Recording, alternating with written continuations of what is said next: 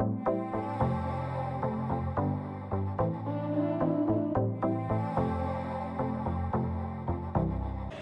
привет, дорогие друзья! Если вы еще не решили, какой торт приготовить на новогодний праздничный стол, рекомендую вот такой замечательный медовик «Медовый пух».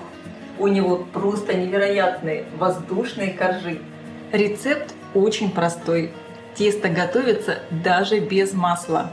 Но сегодня медовик получается особенный. Здесь воздушные коржи с ореховой прослойкой. Это просто невероятно вкусно.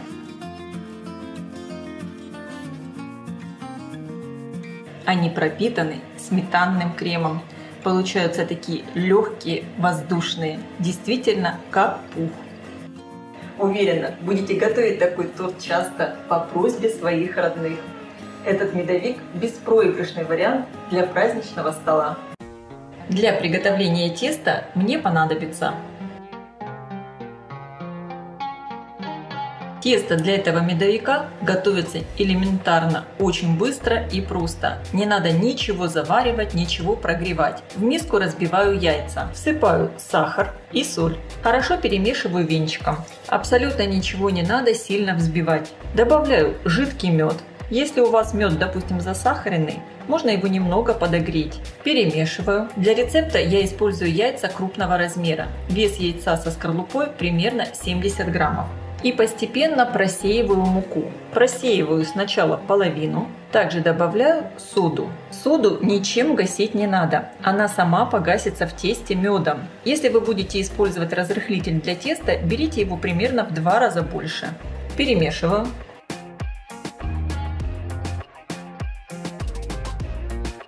Венчик убираю, дальше тесто буду замешивать лопаткой. Просеиваю оставшуюся муку. Слишком сильно забивать мукой тесто не надо, оно должно получиться достаточно жидким. Тогда коржи будут очень воздушные, нежные, фактически как такой медовый бисквит.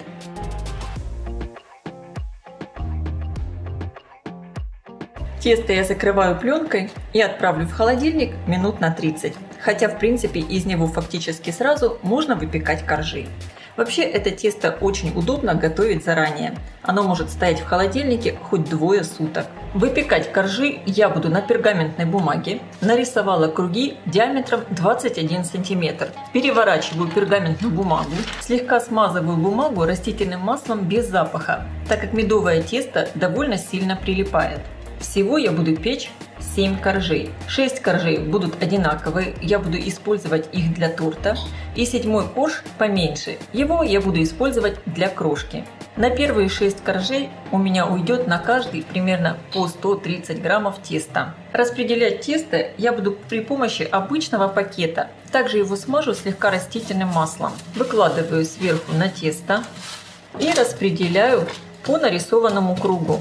Таким образом, распределяя тесто, это займет у вас буквально 1 минуту. Я буду выходить немного за края, буду их потом обрезать, так как края всегда немного больше подпекаются. Чтобы получилась одинаковая толщина, немного в конце прокатываю скалкой.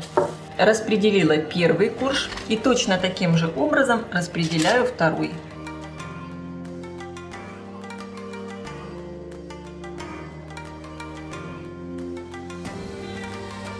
Второй корж также уже распределила. Как видите, это заняло минимум времени. Перекладываю коржи на противень.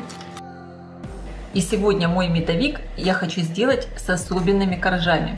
Они будут медово-ореховые. Сверху каждый корж присыпаю миндальными лепестками, не обжаренными. Орехи придадут просто потрясающий вкус. И именно орехи, которые запекаются вместе с тестом. Потому что очень часто в медовики орехи добавляют в крем. Мне это не очень нравится, так как в креме орехи размокают.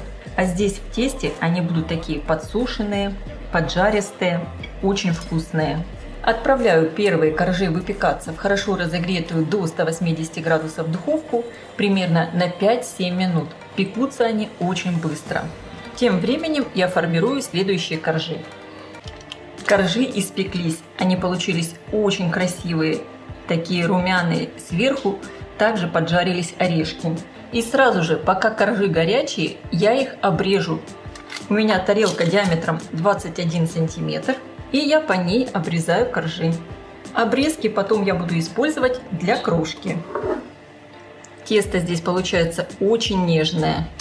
Коржи легко снимаются с пергаментной бумаги. Перекладываю коржи на доску, чтобы они остывали. Обрезки перекладываю на тарелку. Остывшие коржи можно сложить стопочкой друг на друга, они не слипнутся. У меня получилось вот таких замечательных 6 коржей. Выкладываю на пергаментную бумагу остатки теста. Мне осталось раскатать последний 7-й корж для крошки. Этот корж я также буду выпекать с миндальными орехами. Крошка получится также очень вкусная, медово-ореховая. Также разбросаю немного орехов по кругу, чтобы они обжарились в духовке, и я их добавлю в крошку. Для приготовления сметанного крема мне понадобится. Для рецепта лучше всего использовать жирную сметану. Жирность не менее чем 25%. Если у вас сметана не такая плотная, не такая жирная, тогда рекомендую ее отвесить. Выложите ее в марлю, в сито и положите в холодильник где-то часа на 3-4. Лишняя жидкость течет. В сметану добавляю сгущенку. Сгущенку я также охлаждала в холодильнике. Добавляю чайную ложку экстракта ванили. Можно также использовать и ванильный сахар. Хорошо все взбиваю миксером.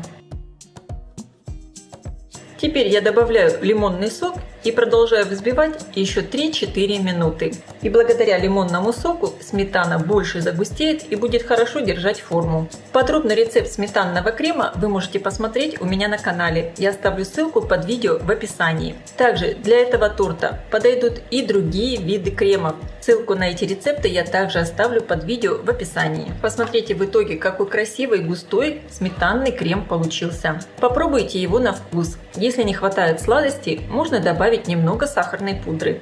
Подготовлю крошку для торта. Корж полностью остыл. Сейчас измельчу его в блендере вместе с орехами. И также добавляю обрезки с коржей.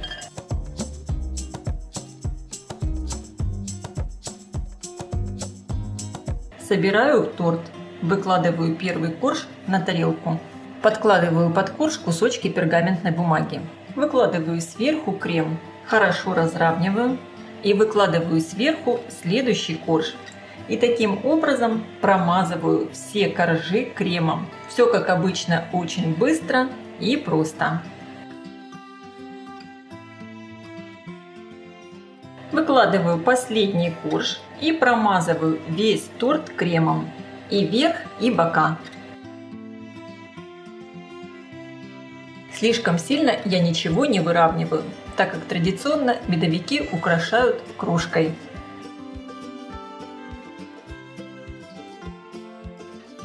Медовик готов, убираю пергаментную бумагу. И посмотрите, какая красота получается.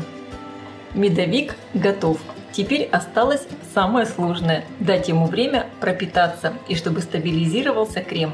Лучше всего отправить его в холодильник на ночь, но вполне для пропитки ему хватит и 5-6 часов.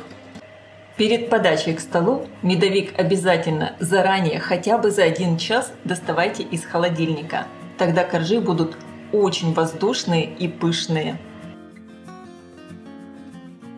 И, конечно, я с большим удовольствием пробую медовик.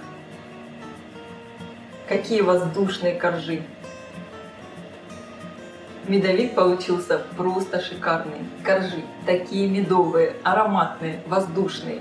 И у меня здесь сегодня особенная прослойка с орехами. Это очень вкусно. Друзья, всем рекомендую. Приготовьте его и попробуйте.